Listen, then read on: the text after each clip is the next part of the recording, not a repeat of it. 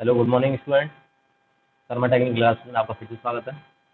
Student, आज हम next topic की बात करेंगे, अपना बेसिक इलेक्ट्रिकल का। और जो टॉपिक हुआ था हमारा, उसके बाद नेक्स्ट हेडिंग आती है आपकी रेजिस्टेंस, जिसको हिंदी में बोलते हैं प्रतिरोध। रेजिस्टेंस होता है हमारा किसी भी करंट का अपोज करने वाला, क्या कहलाता है? रेजिस्टेंस कहलाता है। यानी कोई करंट है, कहीं फ्लो कर रही है, तो उसकी रास्ते में जो बाधाएं आती हैं वो क्या कहलाता है? रेजिस्टेंस कहलाता है। इस रेजिस्टेंस को आर से डिनोट करते हैं। रेजिस्टेंस आर बराबर होता है रो एल अपॉन ए। अब इसको हम डिफाइन करेंगे, यूनिट होती है इसकी ओम। मान लीजिए कोई हमारा कंडक्टर है जिसकी लंबाई क्या है? एल, एरिया इसका ए, और इस कंडक्टर की क्या है? रजिस्टिविटी क्या है? रो। रजिस्टिविटी रो क्या होती है? रजिस्टिविटी। ठीक है, तो क्या हो गया? रेजिस्टेंस इस वायर का कैसे निकालेंगे? आर बराबर रो एल अपॉन ए। रो क्या हो गया? रजिस्टिविटी। एल क्या होगी? लेंथ। ए क्या हो गया? एरिया हमारा। यदि कोई भी किसी कंडक्टर वायर का हमें रेजिस्टेंस निकालना है तो उसका रो, लंबाई और एरिया पता होगा तो हम उस वायर का क्या रेजिस्टेंस आसानी से निकाल सकते हैं। रेजिस्टेंस क्या है मैं आपको बताना चाहूँगा कि कोई कंडक्टर वायर है, किसी कंडक्टर वायर को हमने एक्सपेंड कर दिया, मान लीजिए उसे खींच दिया। किसी कंडक्टर वायर का रेजिस्टेंस आर था, उसको खींच दिया कितना? N times. एन टाइम्स मतलब मान लीजिए 2 टाइम्स, 3 टाइम्स, 4 टाइम्स खींच दिया, तो उसका नया रेजिस्टेंस कितना होगा? रेजिस्टेंस चेंज हो जाएगा ना। तो इसको याद रखने का तरीका है, आर बराबर होगा, यदि एक्सपेंड कर दिया तो रेजिस्टेंस उसका इंक्रीज हो जाएगा, तो आर बराबर हो जाएगा एन स्क्वायर आर। ये हमें याद रखना है एक्सपेंड के लिए। पता कैसे चलेगा? मान लीजिए एक रेजिस्टेंस था आर, उसको हमने खींच दिया कितना? 2 टाइम्स। 2 टाइम्स हमने इंक्रीज कर दिया, तो एन की जगह 2 रखेंगे, कितना हो जाएगा? 4 आर। मतलब 2 गुना रेजिस्टेंस बढ़ाने पर उसका रेजिस्टेंस 4 गुना बढ़ रहा है। इसी तरीके से कोई कंडक्टर वायर है, उसको हमने क्या कर दिया? कंप्रेस कर दिया, मैंने दबा दिया, तो उस रेजिस्टेंस का, नए वायर का रेजिस्टेंस कितना हो जाएगा?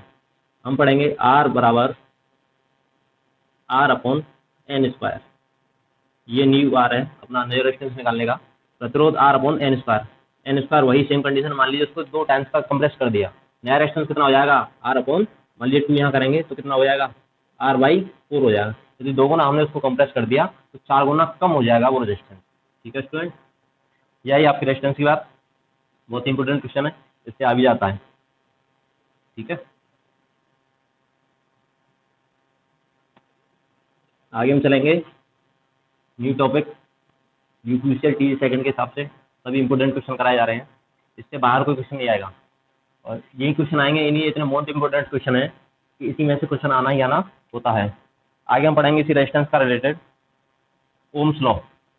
रेजिस्टेंस का है ओम्स लॉ। ओम्स लॉ क्या कहता है? बहुत ही सिंपल।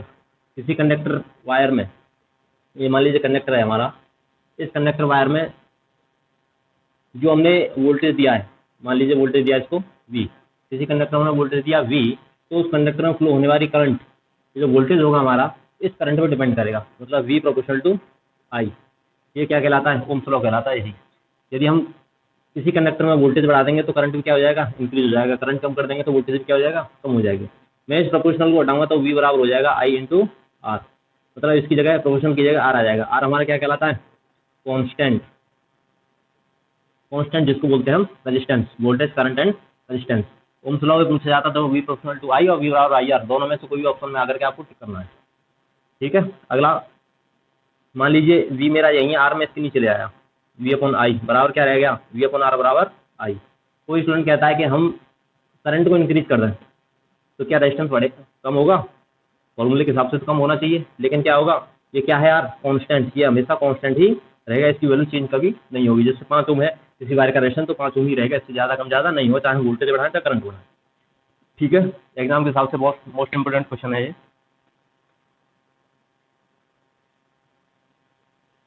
ओम्स लॉ से एक क्वेश्चन जरूरी पूछा जाता है। आगे बात करेंगे ओम्स लॉ का एक दूसरा भी लॉ होता है, लेकिन उसको ओम्स लॉ नहीं बोलते, होता है इलेक्ट्रो मैग्नेटिक फील्ड थ्योरी। मतलब ओम्स लॉ एक इलेक्ट्रोमैग्नेटिक फील्ड थ्योरी का भी एक ऐसा ही ओम्स लॉ बनाया गया है, बिल्कुल सेम ओम्स लॉ की तरह ही है। जे बराबर, ओम्स लॉ होता है डीसी के लिए, लेकिन इलेक्ट्रोमैग्नेटिक फील्ड थ्योरी कहाँ होती है? एसी के लिए। दोनों होते ही ओम्स लॉ हैं। तो जे डायरेक्टली प्रोपोर्शनल होता है ई के, मतलब जे बराबर जे प्रोपोर्शनल टू ई, प्रोपोर्शनल घटाएंगे, जे बराबर सिग्मा इंटू ई हो जाएगा, सिग्मा इंटू ई, वही हो गया ना, V proportional to I, V बराबर आई आर, सेम। यहाँ पर वहाँ पर आर हो रहा था कांस्टेंट, यहाँ क्या है सिग्मा, इसको बोलते हैं कंडक्टिविटी, कंडक्टिविटी, ठीक है। जे क्या होता है यहाँ पर, जे होता है electric flux density, electric field flux density को बोलते हैं विद्युत फ्लक्स घनत्व। तो जे बराबर होता है आई अपॉन ए, यानी एम्पियर पर मीटर स्क्वायर। किसी ने पूछा इलेक्ट्रिक फ्लक्स डेंसिटी की यूनिट क्या होती है, एम्पियर पर मीटर स्क्वायर, ठीक है। अगला देखेंगे ई क्या होती है, ई होती है इलेक्ट्रिक फील्ड इंटेंसिटी, ये तो डेंसिटी थी, एक होती है इंटेंसिटी, जिसको ई से नोट करते हैं। इंटेंसिटी मतलब तीव्रता, इंटेंसिटी विद्युत चुम्बकीय तीव्रता। तो ई बराबर होता है, ई बराबर होता है हमारा जे बराबर आई अपॉन ए। अगला होता है हमारा ई बराबर वी अपॉन एल, मतलब वोल्टेज में एल का डिवाइड कर देंगे तो क्या हो जाएगा हमारा ई निकल आएगा। तो वोल्ट की यूनिट क्या होती है वोल्ट, एल की यूनिट क्या होती है मीटर, वोल्ट पर मीटर किसकी यूनिट होती है ई की, ठीक है। ये दो क्वेश्चन बहुत ही इंपॉर्टेंट तरीके से याद रखने हैं। एक इसमें एक ऑप्शन आ गया आपका ई, ये कंडक्टिविटी क्या होती है, कंडक्टिविटी होती है जैसे रेजिस्टेंस में रेजिस्टिविटी होती है, जस्ट उसका अपोजिट कंडक्टिविटी होती है। ये क्या करती है, आपके कंडक्टर में करंट फ्लो कराने का सपोर्ट करती है, पीछे से धक्का लगाती है कि जल्दी से फ्लो हो जा। रेजिस्टिविटी क्या करती है, उसको रोकती है। तो कंडक्टिविटी सिग्मा से डिनोट करते हैं। अब कंडक्टिविटी का मात्रा क्या होगा, रेजिस्टिविटी का मात्रा क्या होता है, पीछे मैंने बताया नहीं, रो का मात्रा होता है ओम मीटर। यदि कंडक्टिविटी होती है रेजिस्टिविटी का जस्ट अपोजिट, तो 1 अपॉन क्या हो गया रो, ये होती है कंडक्टिविटी। रो की यूनिट क्या होती है 1 अपॉन ओम मीटर। तो ओम को या तो उल्टा कर दो मोहो पर मीटर कर दो, या इसको बोलते हैं साइमेंस। ये इसकी यूनिट होती है किसकी, कंडक्टिविटी की, ठीक है। आगे हम चलेंगे सबसे इम्पोर्टेंट टॉपिक, सबसे इम्पोर्टेंट टॉपिक हमारा किरचॉफ्स लॉ, किरचॉफ्स लॉ। देखिए किरचॉफ्स जो लॉ होता है इसके दो नियम होते हैं, किरचॉफ के दो नियम होते हैं। ये किरचॉफ्स लॉ किस पे एप्लीकेबल होता है, किसके सर्किट पे लगता है, लीनियर सर्किट हो, ये मैं बताऊंगा लीनियर सर्किट होते क्या है, फिलहाल याद रखो लीनियर सर्किट हो या नॉन लीनियर सर्किट हो, नॉन लीनियर सर्किट हो उस पर एप्लीकेबल रहता है क्या, किरचॉफ्स लॉ। सीधा सीधा पूछा जाता है कि किरचॉफ्स लॉ एप्लीकेबल फॉर, मतलब किरचॉफ्स लॉ किस पे डिपेंड करता है, चार ऑप्शन दे देगा, लीनियर या एक में दे देगा लीनियर नॉन लीनियर बोथ दोनों, तो क्या होगा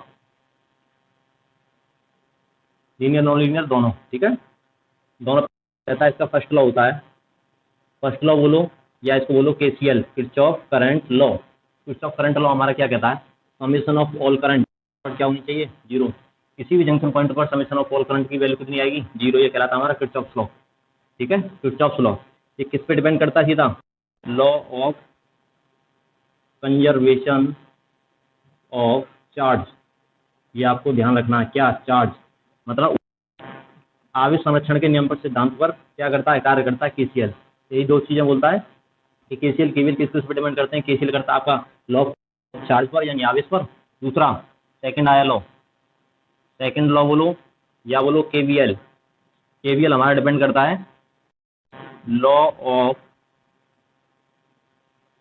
कंजर्वेशन ऑफ एनर्जी।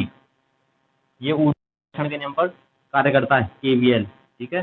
केवीएल का स्टेटमेंट क्या होता है, summation of all voltage minus voltage drop बराबर जीरो। वोल्टेज उस सर्किट में जितने भी ड्रॉप्स हो रहे हैं दोनों का माइनस क्या होता है जीरो। ये क्या कहलाता है केवीएल। केवीएल हमारा एक चीज पर और डिपेंड करता है जिसको बोलते हैं लेंज लॉ। केवीएल हमारा law of conservation of energy या दूसरा लेंज लॉ पर डिपेंड रहता है, केसीएल एंड केवीएल, ठीक है।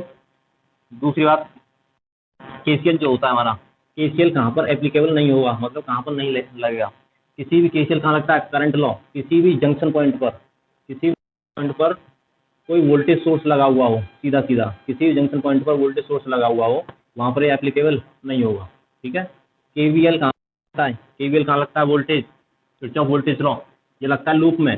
किसी भी लूप में यदि करंट सोर्स लगा हुआ है, दो ही सोर्स बताऊंगा आपको, एक करंट सोर्स लगा हुआ है किसी भी लूप में सीधा डायरेक्टली करंट सोर्स, तो वहाँ पर केवीएल नहीं लगेगा, को याद रखना। कभी कभी इसी से क्वेश्चन सीधा सीधा पूछ लिया जाता है। आगे हम बात करेंगे ग्राफ की। ग्राफ कैसे कैसे बनता है इसका, या ग्राफ दे दिया तो हम उसको कैसे डिफाइन करेंगे, लीनियर होता है या नॉन लीनियर होता है। तो देखिए ग्राफ की बात करें, यहाँ पर क्या हो गया, वोल्टेज, यहाँ हो गया पॉजिटिव है, यहाँ पॉजिटिव है, यहाँ क्या होगा माइनस का आई, यहाँ पॉजिटिव है, यहाँ क्या होगा माइनस का वी। मान लीजिए सीधी लाइन खींचता हूँ तो ये ग्राफ कैसा है, सबसे पहला लीनियर है, मतलब एक सीधी रेखा है, तो हम जान सकते हैं कि कौन सा है, लीनियर। दूसरा आया बाइलेटरल है, बाइलेटरल बोलो या बाई डायरेक्शनल, इसका मतलब क्या है, किसी भी एलिमेंट में चाहे तो पॉजिटिव टर्मिनल इससे दे दो चाहे नेगेटिव इधर से दे दो, कोई प्रॉब्लम नहीं है, दोनों पर सेम बिहेवियर रहेगा इसका, किसका, रेजिस्टेंस का। तो क्या होगा, बाइलेटरल है, पॉजिटिव डायरेक्शन में नेगेटिव डायरेक्शन में दोनों तरफ सेम बिहेवियर कर रहा है, यहाँ भी लीनियर यहाँ भी लीनियर। तो क्या हो गया, लीनियर हो गया। बाइलेटरल, लीनियर तो हमें देखने से पता चल रहा है। तीसरा होता है ये एक्टिव है या पैसिव है। अब देखो हमेशा रेजिस्टेंस की वैल्यू जहाँ पर पॉजिटिव आ जाए, रेजिस्टेंस की वैल्यू पॉजिटिव आ जाए, पॉजिटिव पी से मतलब क्या होगा, पैसिव। याद रखना रेजिस्टेंस क्या आ जाए, पॉजिटिव, पॉजिटिव मतलब पैसिव। तो ये कौन सा होगा सर्किट, पैसिव। अब देखिए यहाँ पर पॉजिटिव आ रहा नहीं आ रहा रेजिस्टेंस वैल्यू। रेजिस्टेंस क्या होता है, आर बराबर V upon I, voltage positive current positive, दोनों क्या आया पॉजिटिव आ रहा है। यहाँ देखो voltage negative current negative, minus का करंट माइनस का वोल्टेज, दोनों मिलकर के क्या हो गया, कैंसिल आउट हो गए दोनों, फिर भी क्या आ रहा है पॉजिटिव। मतलब क्या है, हमारा सर्किट पैसिव है। ठीक है, याद रखना। मान लीजिए इसी डायग्राम में मैं कर रहा हूँ इस तरीके से, इसकी डायरेक्शन मैंने कुछ ऐसी कर दी, तो क्या है सीधी रेखा है, नहीं है, तो क्या हो गया, लीनियर की जगह क्या हो जाएगा, ये नॉन लीनियर है सर्किट। सर्किट क्या है, नॉन लीनियर। दूसरा बाइलेटरल है, जैसा यहाँ वैसा यहाँ सेम कंडीशन, बाइलेटरल है। नॉन लीनियर होगा, बाइलेटरल होगा, क्या है पैसिव है, हाँ given I positive, given I positive, हाँ पैसिव है। दूसरा बात करेंगे, नॉन लीनियर हो गया, बाइलेटरल हो गया। यदि पूछ लेता है यूनिलेटरल क्या होता है, भाई डायरेक्शन मतलब दोनों वायर में से किसी पोलरिटी को दे सकते हैं। यदि मैं इस वायर को सीधा ऐसे बना दूँ, जैसे ये है वैसे इस वाले डायरेक्शन बना लूँ, क्या है लीनियर है, नहीं है, तो क्या हो गया नॉन लीनियर।